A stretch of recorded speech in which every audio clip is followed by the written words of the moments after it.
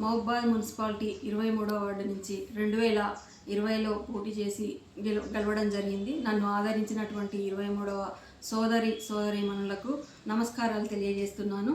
మరి నిన్న కాంగ్రెస్ వాళ్ళు నేను గెలిచినప్పటి నుంచి ఏమీ అభివృద్ధి చేయలేదని చెప్పి నిన్న అవాకులు చవాకులు నా మీద దుష్ప్రచారం చేయడం జరిగింది.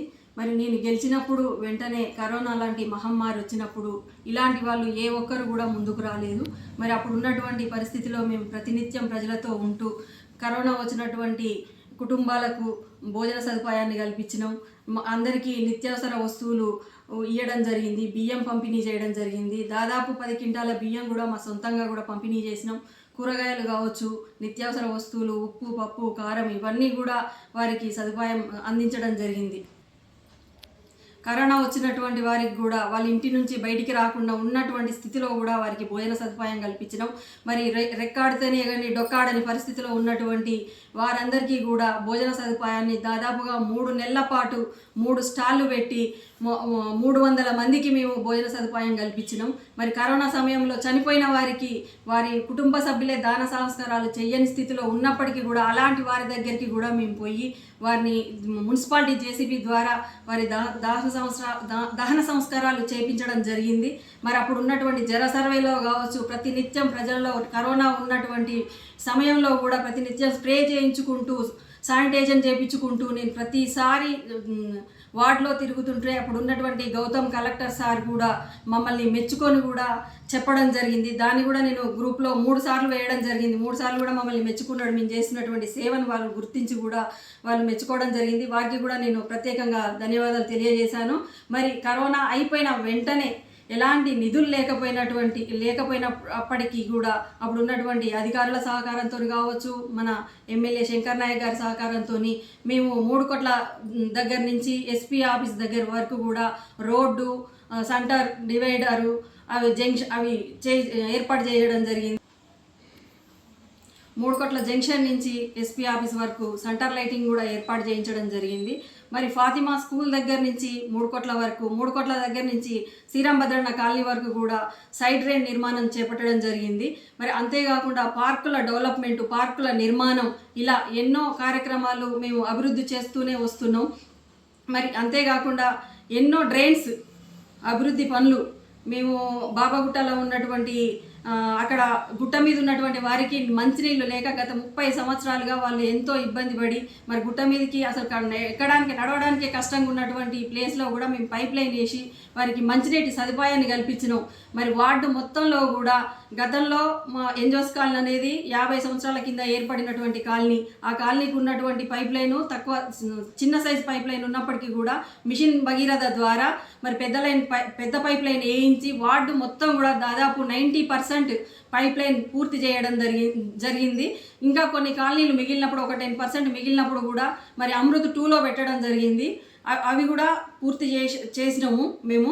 అంతేకాకుండా మరి ఎన్నో రోడ్లు డెవలప్మెంట్ చేసినాం. మరి ఎంజోస్ కాలనీలో ఉన్నటువంటి మూలగుండ్ల వెంకన్న గారింటి దగ్గర నుండి మరి పార్కు దగ్గరికి వరకు కూడా సీసీ రోడ్డు నిర్మాణం చేయడం జరిగింది. పైప్ లైన్ వేయించడం జరిగింది.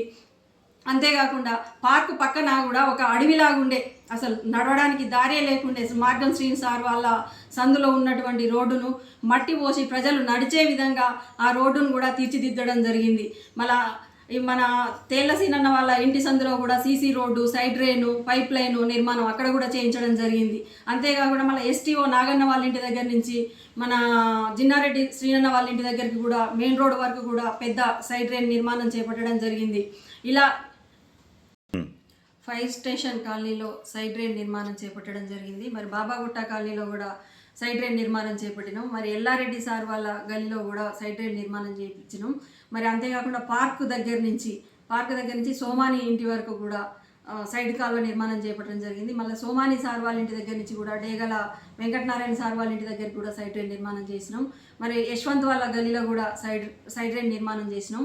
మరి శ్రీరాంభద్రన్న కాలనీ మామిడి తోట దగ్గర నుంచి కూడా మన బొల్ల మంజన్న గారింటి దగ్గర వరకు కూడా సైడ్ డ్రైన్ నిర్మాణం చేయించినాం. మరి అంతేకాకుండా మిలిటరీ కాలనీ బాయి దగ్గర నుంచి కూడా ఉస్మాన్ వాళ్ళ ఇంటి దగ్గర వరకు కూడా మరి సైడ్ డ్రైన్ కాలువ నిర్మాణం చేయించినాం. ఇట్లా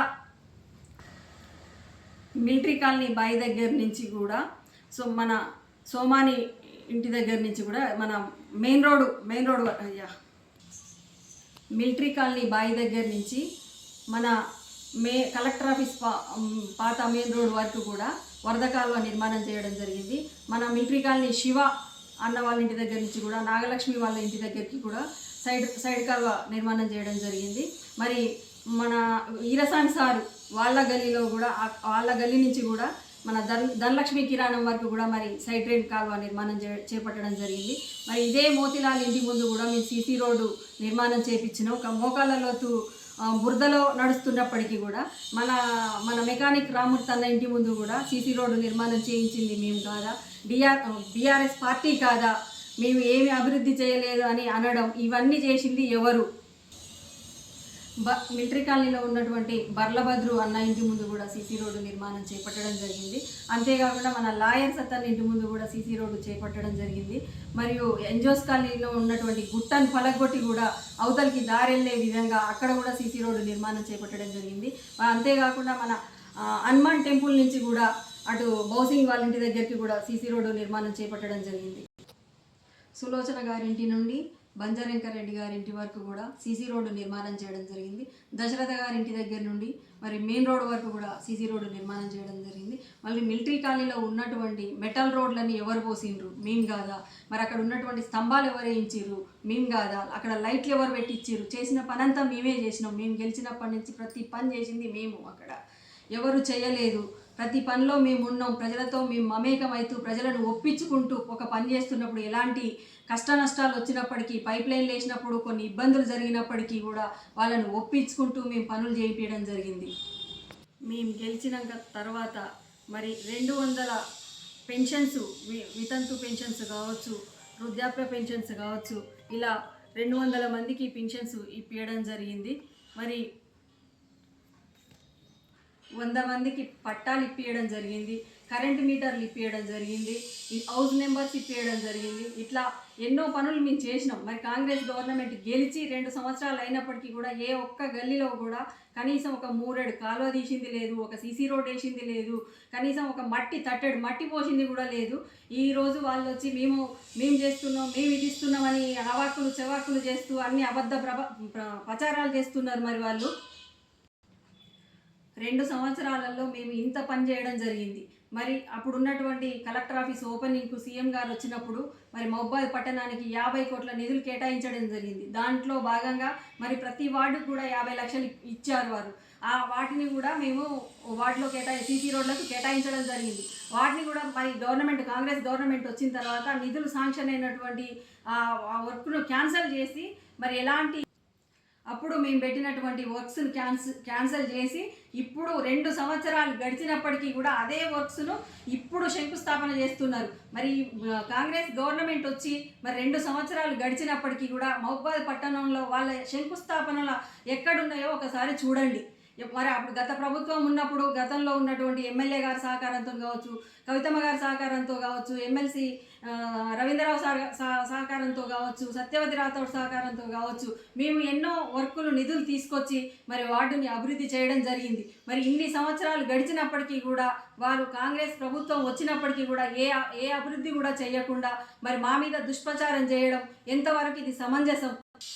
నేను ఒక మహిళా కౌన్సిలర్గా గెలిచినప్పటి నుంచి కూడా ప్రతి పండగలోనూ ప్రతిసారి మన వార్డుల్లోనే ఉంటూ సంక్రాంతి పండుగ కావచ్చు, ఉగాది పండుగ అయినా, వినాయక చవితి అయినా, మరి బతుకమ్మ పండుగ అయినా ప్రతిదీ ఏర్పాటు చేస్తూ డబ్బులు ఖర్చు పెట్టి నేను ప్రతి ప్రోగ్రామ్ని నిర్వహించడం జరిగింది. మహిళా దినోత్సవం కావచ్చు, ఇలా ఎన్నో కార్యక్రమాలు నేను మహిళలకు అందుబాటులో ఉంటూ నా వంతు సహకారంతో నేను వారికి చేదోడు వాదోడుగా ఉంటూ వారికి సహాయ సహకారాలు అందించుకుంటూ మహిళలకి కోలాట శిక్షణ కావచ్చు, మరి కుట్టు మిషన్ శిక్షణ మా ఇంట్లో పెట్టి దాదాపు 400 మందికి కూడా నేను శిక్షణ ఇప్పించడం జరిగింది.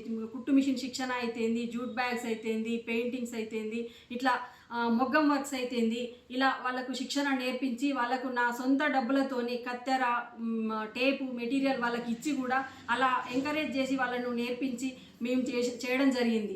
మహిళను అయ్యుండి మన వార్డులో ఉన్నటువంటి మహిళలే కాకుండా ఎక్కడి నుంచి కూడా వచ్చి మేము నేర్చుకుంటాం అన్న వాళ్ళకు కూడా నేను సహాయ సహకారాలు అందించడం జరిగింది. మరి నేను ఒక మహిళగా ఉండి వాళ్ళకి ఎంతో సహాయం చేయడం జరిగింది. మరి నీ పరిస్థితి ఏంది? నీ ఇంట్లో ఉన్న నీ కుటుంబాన్నే నువ్వు చక్కగా చూసుకో. నాజర్ అనే వ్యక్తి వాళ్ళ కోడల్ని లైంగిక వేధింపులకు గురి చేసి వాళ్ళు మనుగురులో కేసు పెడితే ఆ జైలు అక్కడ కూర్చొని పోలీస్ స్టేషన్లో కూర్చుంటే మరి మా బీఆర్ఎస్ పార్టీ సంబంధించినటువంటి ఒక అన్న మిమ్మల్ని ఇడిపించుకొచ్చింది వాస్తవం కాదా? ఇలా ఎన్నో దహనకాండలు మీరు చేస్తున్నది మేము రియల్ ఎస్టేట్ దందా అని, సోలార్ దందా అని, ఇలా హైదరాబాద్లో ప్లాట్లని అవ్వని ఇవ్వని మోసం చేసి బతికేది. పూటకో పార్టీ మారుతున్నది మేము కాదు. నా కుటుంబ పరిస్థితి ఏందో తెలుసు. నేను ఒక ఉన్నతమైన కుటుంబం నుంచి వచ్చిన. నీ పరిస్థితి ఏందో నువ్వు ఒకసారి తెలుసుకొని మాట్లాడు. నన్ను ఒక వేలుతో చూపిస్తే నిన్ను 4 ఏళ్ళు నిన్ను చూపిస్తాయి అనేది ఒకటి గుర్తు తెచ్చుకో. ఇలా ఒక్కొక్కరు దందాలు చేసుకుంటూ ఒకరు అధిక వడ్డీలు దందాలు చేస్తారు. ఇట్లా ఎంతోమంది దందాలు చేసి మరి ప్రజలను మోసం చేసుకుంటూ బతికేది మేము కాదు. మేము ప్రతినిత్యం ఇప్పుడే కాదు 2006 నుంచి కూడా నేను అక్కడనే ఒక వార్డు మెంబర్గా ప్రాతినిధ్యం వహిస్తూ వస్తున్నా. నేను చేసినాడు మీరెవ్వరు కూడా అక్కడ లేరు. మరి అదొకసారి గుర్తుపెట్టుకోండి. మీరు గత 5 సంవత్సరాల కింద కావచ్చు, అంతకుముందు కావచ్చు, మీ ఆస్తులు ఎంత ఉన్నాయి, మీరేం సంపాదించుకున్నారు? అప్పుడు మీరు మోపాద్ పట్టణానికి అడ్డ మీదకి కూలికి వచ్చిన వాళ్ళు కూడా ఉన్నారు. ఇలా ఈ రోజు నా గురించి మాట్లాడే స్థాయి వాళ్ళది కాదు. అదొకసారి గుర్తుపెట్టుకోవాలి. అడ్డ మీదకి కూలికి వచ్చి మరి మిలిటరీ కాలనీలో పని చేసుకొని బతికి మరి ఇప్పుడు వాళ్ళు ఒక మేస్త్రిగా పనిచేసి కూడా అది ఇప్పుడు బిల్డర్ లాగా మారి అక్కడ ఉన్నటువంటి ఇండ్లు వీళ్ళే కట్టాలి, వీళ్ళకే ఇవ్వాలి, వీళ్ళకే అక్కడ ఉన్నటువంటి ప్లాట్లను అమ్మాలి. మరి వేరే వాళ్ళని రానియొద్దు, వేరే మేస్త్రీలని రానియరు. వీళ్ళు బయట 250 రూపాయలకు ఫీట్ నడిస్తే వీళ్ళు 350 రూపాయలతో ఫీట్ కట్టించుకొని కూడా అక్రమంగా మళ్ళీ ఇల్లు కట్టింది పూర్తి కాకముందుకే ఆ డబ్బులు సరిపోలేదు అని చెప్పి మళ్ళీ వసూలు చేసుకున్న వాళ్ళది వీళ్ళ చరిత్ర. వీళ్ళ ఇళ్లలో ఎలాంటి దందాలు చేస్తున్నారో, ఎలాంటి బెల్ట్ షాపులు నడిపిస్తున్నారో వీళ్ళ నా గురించి మాట్లాడేది. నేను 2000 ఇప్పుడు దాదాపు 20 సంవత్సరాల నుంచి కూడా ఇదే రకంగా ఉన్నాం. మీలాగా వచ్చిపోయేటోళ్ళం కాదు. మేము ఒక ఉన్నత కుటుంబం నుంచి వచ్చినాం. మేము అదే విధంగా ఉంటాం. 2006లో నేను వార్డు మెంబర్గా ఉన్నప్పుడు మరి అప్పుడు ఉన్నటువంటి ఎమ్మెల్యే గారు వేమనరేందర్ రెడ్డి గారి సహకారంతో కూడా అక్కడ పట్టాలు ఇప్పియడం జరిగింది. మరి కవితమ్మ గారు కూడా అప్పుడు అక్కడ పట్టాలు ఇప్పియడం జరిగింది. అప్పటి నుంచి కూడా మేము అక్కడ ఉంటున్నాం. మరి ప్రభుత్వ స్థలం అయినప్పటికీ కూడా మీరు ఈ మధ్యలో వచ్చిన వాళ్ళే దాదాపు 5-7 సంవత్సరాల కింద 10 సంవత్సరాల కింద వచ్చిన వాళ్ళే ఒక్కొక్కరు 10 ప్లాట్లు ఉంచుకొని 3-4 బిల్డింగ్లు కట్టుకొని 3-4 అంతస్తులు కట్టుకున్న వాళ్ళు ఉన్నారు. మరి మేము అట్లాంటి అక్రమ దందాలు చేసే వాళ్ళమైతే మరి మేము కూడా ఎంతో భూమిని ఆక్రమించుకునే వాళ్ళం. కానీ అలాంటి పని చేయలేదు. మేము నీతిగా నిజాయితీగా మేము ఉండే తీరుగానే మేము ఉన్నాం తప్పితే ఎవరికి ఎలాంటి వాటికి మేము పాల్పడలేదు. అది ఒకటి కూడా గుర్తుంచుకోవాలి మీరు. గతంలో కూడా మరి మిలిటరీ కాలనీలో ఉన్నటువంటి బోరు కూడా పూడకపోతే మళ్ళీ దాన్ని బోరేసి మళ్ళీ కొత్త మోటార్ ఫిట్ చేయించి అది సైడ్ డ్రైన్ వాటర్ కూడా దాంట్లోకి బోర్లోకి పోయినట్టయితే దాన్ని దాదాపు 7-8 ఫీట్ల లోపు కిందికి తీసి దాన్ని కట్టించి ఆ నీళ్లు ప్రజలకు అందే విధంగా కూడా కృషి చేయడం జరిగింది.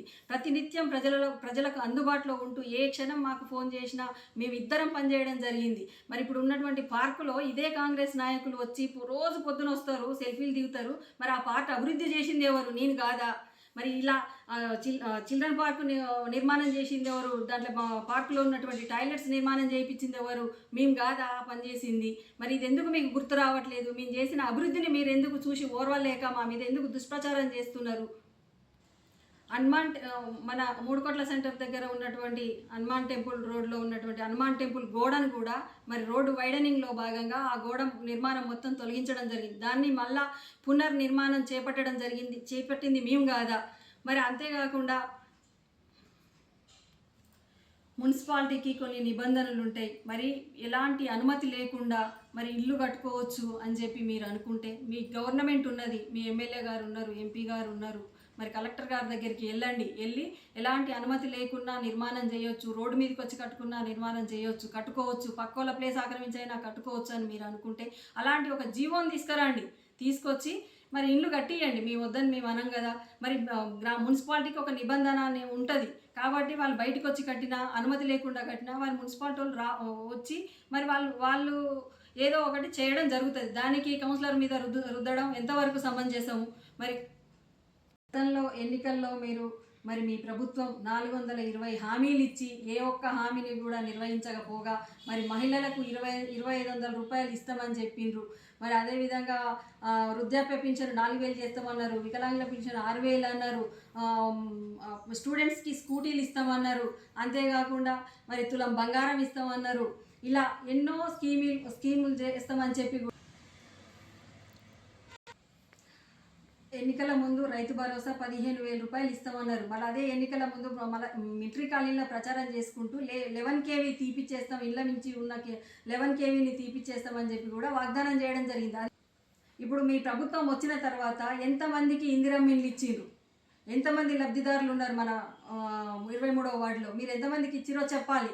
అంతేకాకుండా మరి మీరు మీ ప్రభుత్వం చేస్తారన్న హామీలు ఏవి కూడా చేయలేదు. మీరు మళ్ళీ ఇప్పుడు ప్రచారంలో భాగంగా ఇంటింటికి తిరుగుతుంటే మీ మీద మీరు చేసిన వాగ్దానాలు ఏవి, మీరు చేసిన పని ఏది? మరి ఇప్పుడు గెలిచి 2 సంవత్సరాలు కావస్తున్నప్పటికి కూడా ఏ ఒక్క పని కూడా మీరు చేయలేదు. మరి మొన్నన ఒక శంకుస్థాపన అనేది చేసిర్రు, అంతే తప్ప ఏ పని చేయలేదని ప్రజలు నిలదీస్తుంటే దాన్ని తప్పుదోవ పట్టియడానికే మా మీద దుష్ప్రచారం చేస్తుర్రు. ఖబర్దార్ బిడ్డ, మీరు చేసే దుష్ప్రచారాన్ని మానుకోండి. ఇకనైనా మమ్మల్ని దుష్ప్రచారం చేసేంత నీతి నియతి మీకు లేదు, జాగ్రత్త. మరి ప్రజలే మిమ్మల్ని మట్టు పెట్టే రోజు వస్తుంది. మరి బీఆర్ఎస్ పార్టీ పాతాళానికి పడిపోతుంది అంటారు. రేపు ముందు ఫ్యూచర్లో పోయేది కాంగ్రెస్ పార్టీ, అదొకటి గుర్తుపెట్టుకోండి. మీరు ఏ పార్టీ అధికారంలో ఉంటే ఆ పార్టీలకు పోయే నాయకులే తప్ప మీరు ఒక పార్టీని పట్టుకొని స్టెబిలిటీగా ఉండే నాయకులు అయితే కాదు, అది కూడా గుర్తుపెట్టుకోండి. నన్ను పాతాళ లోకంలో పాతి పెడతాను దేవుడు అంటోళ్ళు ఉన్నారు, నిన్ను పాతి పెట్టే రోజు ఖచ్చితంగా వస్తుంది, అది గుర్తుపెట్టుకో. ప్రజలే పాతి పెడతారు నిన్ను. ఖబర్దార్ బిడ్డ, నా జోలికి వస్తే మాత్రం మంచిగా ఉండదు. ఇప్పుడు ఉన్నటువంటి కాంగ్రెస్ కౌన్సిలర్ గెలవకపోతే వీళ్ళ అరాచకాలు సాగవు, వీళ్ళ దందాలు సాగవు అనే ఉద్దేశంతో ఆ కౌన్సిలర్ కనుక గెలిస్తే వీళ్ళు ఎంతమంది కాంగ్రెస్ లీడర్లు ఉన్నారో వాళ్ళదే మేమే కౌన్సిలర్లు అని చెప్పుకునే విధంగా వీళ్ళు ప్రచారం చేస్తున్నారు, వీళ్ళ దందాలు చేస్తున్నారు, అంతే తప్ప. మరి ఇప్పుడు ఇదే వీళ్ళ జెండా పట్టుకొని తిరుగుతున్నారు. వీళ్ళకి ఎన్ని ప్యాకేజీలు మాట్లాడుకున్నారో, వాళ్ళ సొమ్ము ఎంత తింటున్నారో, ఎంత చేస్తారో జనానికి అందరికీ కూడా తెలుసు. మరి మీరు చేసే దందాలు తెలుసు, మీరు చేసేటి అన్నీ తెలుసు, మీరు ప్యాకేజీలు తెలుసు, అవన్నీ తెలుసు ప్రజలకు. 23వ వార్డు ప్రజలు విఘ్నులు. మరి నేను ఇంత డెవలప్మెంట్ చేసినా నన్ను ఈ విధంగా దుష్ప్రచారం చేసిరు. 23వ ప్రజలారా, నన్ను ఆదరించి ఇన్ని రోజులు గెలిపించి నన్ను మీ ఎమ్మటి ఉంచు, మీతో మీ కుటుంబ సభ్యురాలుగా నేను ఉన్నప్పటికీ మరి ఒక అక్కగా ఒక చెల్లెగా మీతో ఉంటూ ప్రతి పండగలో ప్రతి శుభకార్యాలలో మరి ప్రతి ఇబ్బందిలో నేను పాల్పంచుకుంటూ నన్ను ఆ విధంగానే ఆదరించారు. ఇక ముందు కూడా అదే విధంగా ఆదరించాలని నేను కోరుకుంటున్నాను.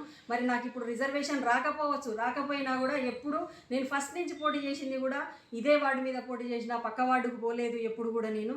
అది కూడా మీరు గమనించాలి.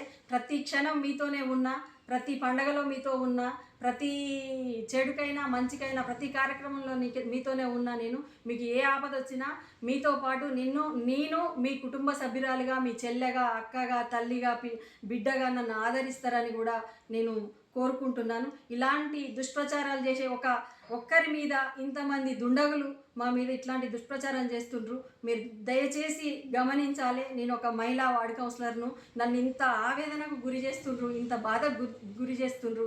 మీరు ఖచ్చితంగా గమనిస్తారని కూడా నేను 23వ వార్డు ప్రజలను వేడుకుంటున్నాను.